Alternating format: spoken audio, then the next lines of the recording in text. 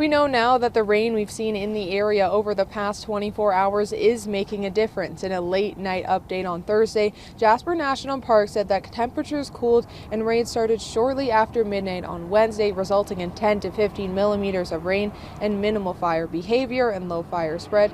And the rain forecasted will likely keep fire behavior low. The park also says the Jasper wildfire poses no threat to neighboring communities and is estimated to be about 36,000 hectares in size.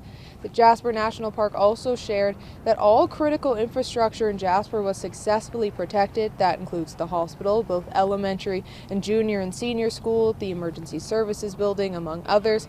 Of course, there was many videos on social media showcasing some destruction in town of neighborhoods and businesses, and the park says the most significant damage is on the west side of town, and firefighting efforts prevented some damage in the east end of town.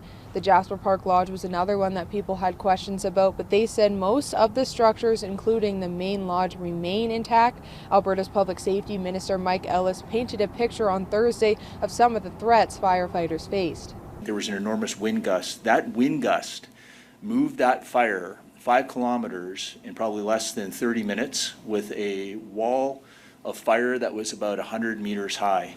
For now, people are waiting to hear the latest of what's happening with the rest of the firefight in town and just trying to figure out if their homes have been affected, and they're searching on social media, asking first responders and looking for that information. Mutual aid firefighters are still in Hinton waiting to go to Jasper to fight, and there is a command incident center set up here. We also spoke to one woman who is a volunteer firefighter in Jasper, and her young family had to leave their home as the fire raged on, and she was firefighting in that. She even had to watch her own house burn, but she spoke about the hope that people stick on to. You're going to see that there's not a lot in certain spots, but what I'm going to say is don't look at that.